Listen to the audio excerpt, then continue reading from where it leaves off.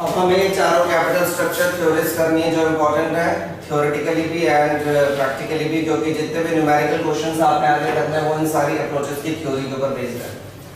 तो सबसे पहले नंबर 1 नेट इनकम अप्रोच।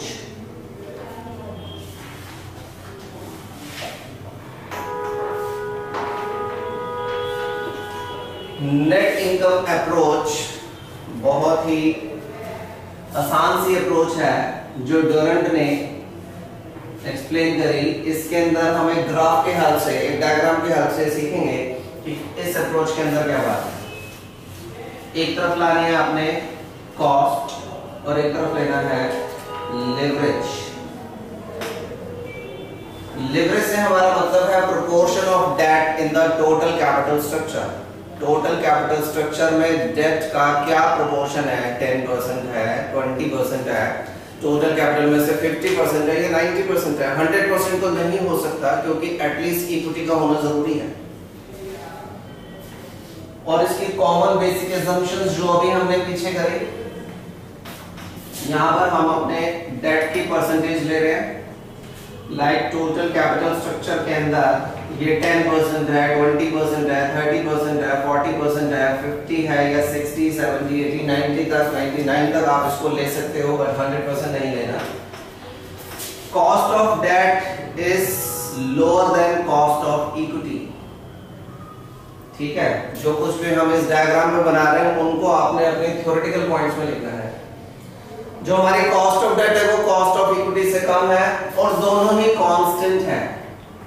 क्या बताया मैंने, KD is less than KE and both are constant, दोनों ही कांस्टेंट है। मींस डेट के बढ़ने से इक्विटी शेयर होल्डर को कोई फर्क नहीं पड़ता और उनका रिस्क परसेप्शन सेम रहता है, उनको कोई खतरे की बात नहीं है। तो सस्ते डेट को हम जैसे ज्यादा यूज करते हैं, हमारी ओवरऑल कॉस्ट ऑफ कैपिटल जिसे हम KO का नाम देते हैं, KO means weighted average cost of capital, वो घटती चली जाती है। KD कम है KE से, और जैसे जैसे हम डेट कंटेंट को यूज करेंगे टोटल कैपिटल स्ट्रक्चर में, हमारी ओवरऑल कॉस्ट ऑफ कैपिटल घटती चली जाएगी। ऐसा क्यों हो रहा है? क्योंकि जो सस्ता सोर्स है, सस्ता क्या है? डेट है।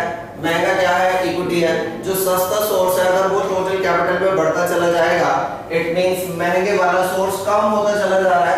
क्योंकि अभी हमने असम्पशन क्या पढ़ी थी कि टोटल कैपिटल सेम है, टोटल कैपिटल उतनी की उतनी है, उसमें से सस्ती चीज बढ़ती चली जा रही है और महंगी वाली चीज घटती चली जा रही है, तो उनकी एवरेज ऑटोमेटिकली नीचे की तरफ आएगी। तो ओवरऑल कॉस्ट ऑफ कैपिटल इसमें कम होती चली जाती है। तो इस टाइप के क्वेश्चन में आपको overall cost of capital means KO calculate करना होता है।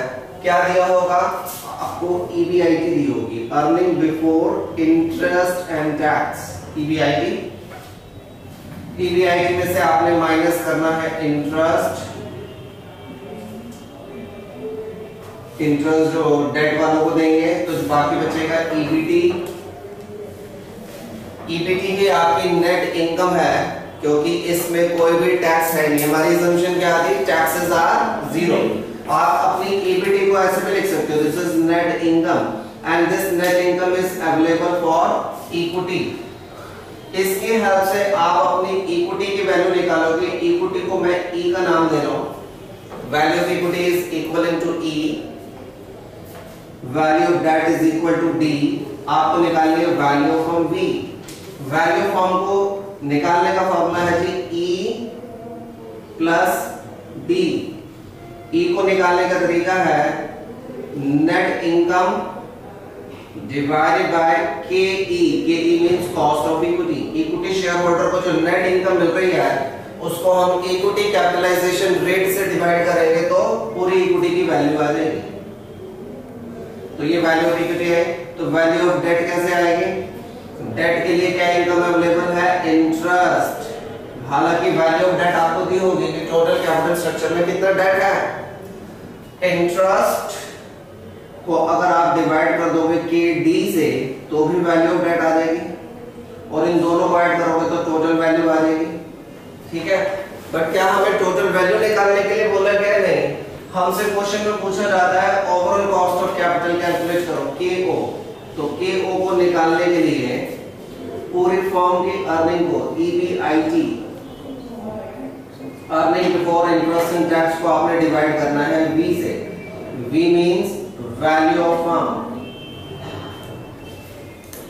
तो आपको इसी ऑर्डर में लिखना है जिस ऑर्डर में मैंने लिखा है। सबसे पहले earning before interest and tax, फिर माइनस इंटरेस्ट, तो ईबीटी आएगी। ईबीटी में से आपने ई, डी और वी कैलकुलेट करना है। फिर वी की हेल्प से आपने केओ निकालनी है, ओवरऑल कॉस्ट ऑफ कैपिटल। ये टेबल हमारी हेल्प करेगी न्यूमेरिकल क्वेश्चंस को सॉल्व करने के लिए, और ये डायग्राम हेल्प करेगा आपको थ्योरी याद करने के लिए। ठीक है, बाकी अगर assumptions पूछे तो जो जनरल assumptions लिखी थी वही सारी assumptions इसकी भी हैं। बस इसके अंदर एक और फर्दर assumption क्या है, ये तो इससे कम है ही और दोनों कांस्टेंट हैं। और जैसे जैसे हम सस्ते डेट को यूज करेंगे कैपिटल स्ट्रक्चर में, लेवरेज की मात्रा को बढ़ाएंगे, वैसे वैसे ओवरऑल कॉस्ट ऑफ कैपिटल घटेगी। क्लियर है बात? आगे बढ़ते हैं हमारी दूसरी theory, net operating income approach. Number 2, net operating income approach.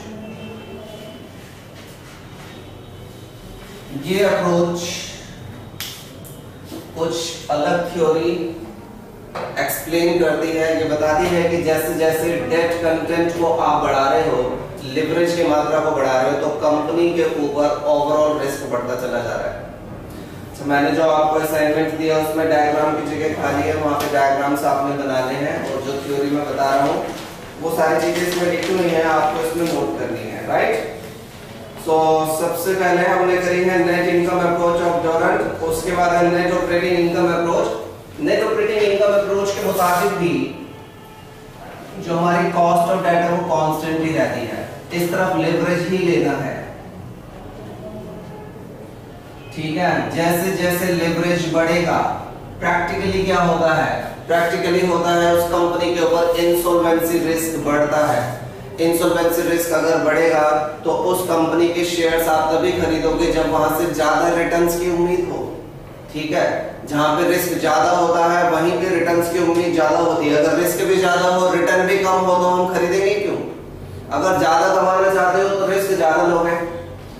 तो जैसे जैसे डेट कंटेंट बढ़ रहा है वैसे वैसे रिस्क परसेप्शन बढ़ रहा है, तो इक्विटी शेयर होल्डर्स ज्यादा डिविडेंड की डिमांड करेंगे, ज्यादा अर्निंग की डिमांड करेंगे, तो कॉस्ट ऑफ इक्विटी हमारी बढ़ना शुरू कर देगी एंड केई विल इंक्रीज। ठीक है, तो जितना फायदा सस्ते डेट को यूज करने से हुआ था उतना ही नुकसान महंगी इक्विटी की वजह से हो जाएगा। और इन दोनों की एवरेज, जो यहाँ पर बीच में लाइन बनाई थी हमने, इन दोनों की average means weighted average cost of capital will remain same, KO same रहेगी। तो जितना फायदा सस्ते डेट को यूज करने की वजह से हो रहा था उतना ही नुकसान महंगी इक्विटी की वजह से हो जाएगा, और कंपनी की overall cost of capital same रहेगी। तो जो दो लाइनें कांस्टेंट नजर आ रही हैं वो डाटा आपको क्वेश्चन में दिया होगा। इस वाले स्लॉट में दो लाइनें कांस्टेंट कौन सी थी? के डी और के ई। हमने क्या निकाला था? के ओ निकाला था। आप देखें तो सबसे लास्ट में के ओ आया है। इस टाइप ऑफ क्वेश्चन में आपको दो लाइनें कौन सी कांस्टेंट नजर आ रही है? के डी और के ओ। इसमें भी तो वही बात है कि cost of debt is less than cost of equity, but जैसे जैसे आप लिवरेज को बढ़ाओगे इंसॉल्वेंसी रिस्क बढ़ेगा और कॉस्ट ऑफ इक्विटी भी बढ़ेगी। बस cost of equity will increase as debt content is increased in the total capital employed, means capital structure में जैसे जैसे आप डेट की मात्रा को बढ़ाओगे कॉस्ट ऑफ इक्विटी इंक्रीज करेगी। जो फायदा सस्ते डेट की वजह से हो रहा था वो महंगी इक्विटी की वजह से सेटअप हो जाएगा। ये सब बातें आपने लिखनी है। तो इसमें हमें कॉस्ट ऑफ इक्विटी निकालनी है। हाँ जी, आपको ईबीआईटी दी होगी, earning before interest and tax, कितना एक्सपेक्टेडली हम कमा सकते हैं, उसमें से इंटरेस्ट माइनस करना है तो अगेन नेट इनकम आ जाएगी। इस बार कोई नहीं, नेट इनकम को नाम दे दिया नेट ऑपरेटिंग इनकम, आप इसको ईबीटी ही लिख दो, या फिर net earning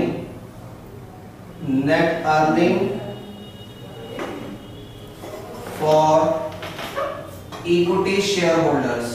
equity share holders के लिए नेट अर्निंग है, इसको यहाँ पे क्लोज करते हैं। अब आपको दिया होगा क्वेश्चन में केओ, ठीक है, केओ दिया हुआ है, केओ की हेल्प से आपको निकालना है V, V means value of fund. अभी हमें वी निकालना है तो क्या करेंगे, वी को इधर ले जाते हैं, केओ को इधर ले जाते हैं, तो क्या फॉर्मूला बन गया, EBIT डिवाइडेड बाय KO, ये पूरी फॉर्म की वैल्यू आ गई, वैल्यू ऑफ फर्म। और फिर आपने निकालना है D, D means value of debt, उसका फॉर्मूला सेम है, इंटरेस्ट अपॉन में KD, ठीक है। उसके बाद अब आपने निकालना है E, ये फॉर्मूले सभी एप्लीकेबल है, ध्यान रखना जब टैक्सेस का रेट जीरो हो, कॉर्पोरेट टैक्सेस जीरो है, जब कॉर्पोरेट टैक्सेस होंगे तो हम अपने फॉर्मूलेस में कुछ मॉडिफिकेशन करेंगे, वो बाद में जाके। तो E कैसे आएगा, यहाँ पे देखो E निकालना है तो D को इधर ले जाके हम माइनस कर दे, V माइनस D, तो आ गया E। लेकिन हमें क्या निकालना है, E थोड़ी निकालना है, फाइनली हमें कैलकुलेट करना है KE। अब और ऊपर जाओ, देखो KE यहां से कैसे आएगा,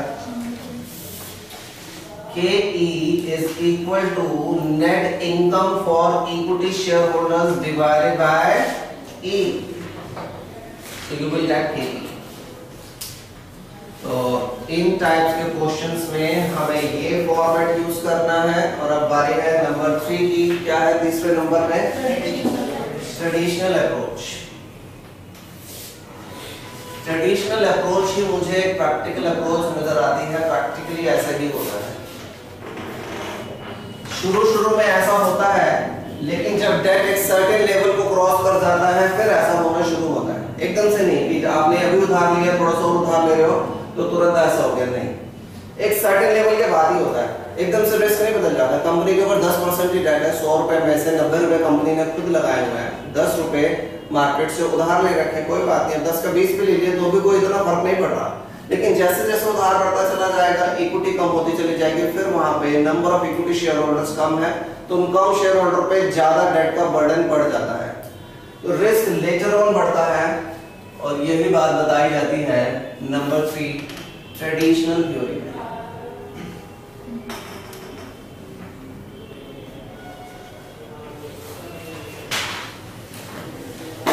ट्रेडिशनल थ्योरी, ट्रेडिशनल अप्रोच,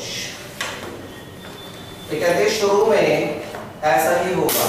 कैसा होगा, शुरू में आपकी जो के बी है और के ई है दोनों ही कांस्टेंट रहेंगे और के और डिक्रीज करेगा जैसे जैसे आप लिवरेज के कंटेंट को बढ़ाएंगे। यहाँ पे लिवरेज ही है, और लिवरेज से हमारा क्या मतलब है, लिवरेज से हमारा मतलब है debt content, debt content in the total capital structure. Total capital structure में डेट का कितना प्रोपोर्शन है, कितनी वेटेज है, जैसे जैसे वेटेज बढ़ेगी, शुरू में ऐसे होगा, लेटर ऑन जब डेट जरूरत से ज्यादा बढ़ेगी, एक सीमा के बाद बढ़ेगा, देन आपकी कॉस्ट ऑफ इक्विटी बढ़ना शुरू कर देगी। अब यहाँ पे सबसे पहले इक्विटी शेयर होल्डर के ऊपर रिस्क परसेप्शन बढ़ गया, जिसकी वजह से ये कांस्टेंट रहेगी, ठीक है।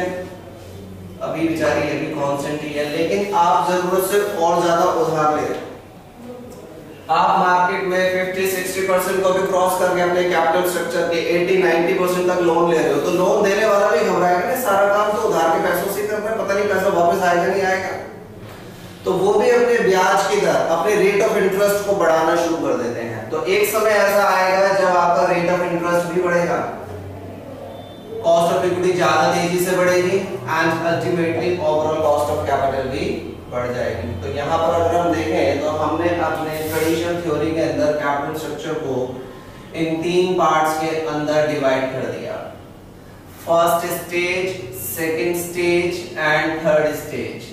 तो पहली स्टेज के अंदर क्या है, पहली स्टेज के अंदर first stage, second stage and third stage. First stage के अंदर KE, KD एंड KO ये कांस्टेंट रहती है, कांस्टेंट, ये भी कांस्टेंट रहती है, कांस्टेंट, एंड ये हमारे डिक्रीज करती है, डिक्रीज। सेकेंड स्टेज में ये हमारी कांस्टेंट है, इसने इंक्रीज करना शुरू कर दिया, ये कांस्टेंट है, और तीसरे स्टेज में तीनों ने ही इंक्रीज करना शुरू कर दिया, और इसके अंदर हमारी ये इनकम स्टेटमेंट जो है हमें कैलकुलेशन करनी है, ये किस तरह से की जाएगी, ये फर्स्ट वे से की जाएगी, क्योंकि आपको फिर सब कुछ बताया हुआ होगा कि इतना लोन होगा तो इतना ब्याज, इतनी कॉस्ट ऑफ इक्विटी, इससे ज्यादा लोन लोगे तो ब्याज की दर बढ़ जाएगी, कॉस्ट ऑफ इक्विटी भी बढ़ जाएगी। हालांकि ऐसे कुछ क्वेश्चंस हमने किए भी हैं। तो इट मींस जब इस टाइप का क्वेश्चन होगा तो आपको एक से ज्यादा कॉलम बनाने हैं, 2, 3, 4 कॉलम भी बनाने पड़ सकते हैं। तो EBIT जो मर्जी कंटेंट हो, EBIT आपकी सेम ही रहेगी, उसमें से आपने इंटरेस्ट माइनस करना है, इंटरेस्ट माइनस करने के बाद नेट इनकम आएगी, क्योंकि टैक्सेस तो जीरो है हमारे अजम्पशन के मुताबिक। इसके बाद आपको KE आपको दी हुई है, अलग अलग लेवल पे KE अलग अलग है। नेट इनकम को KE से डिवाइड करके आएगी equity, net income divided by KE, तो equity equity equity and equity. इस तरह से डेट, अलग अलग लेवल का डेट, उन सबको ऐड करोगे तो V आएगा, E प्लस D, इन दोनों को ऐड करने के बाद you will get value from V मतलब वैल्यू ऑफ फर्म, E मतलब value of equity and D मतलब वैल्यू ऑफ डेट। और सबसे लास्ट में आपने निकालना है KO which is equal to EBIT divided by value of firm. ठीक है, तो यहाँ पर आके हमारी 3 अप्रोचेस कंप्लीट होती हैं। आप इन तीनों को नोट कीजिए, फिर 4th अप्रोच को डिस्कस करके हम अपने क्वेश्चन शुरू करेंगे।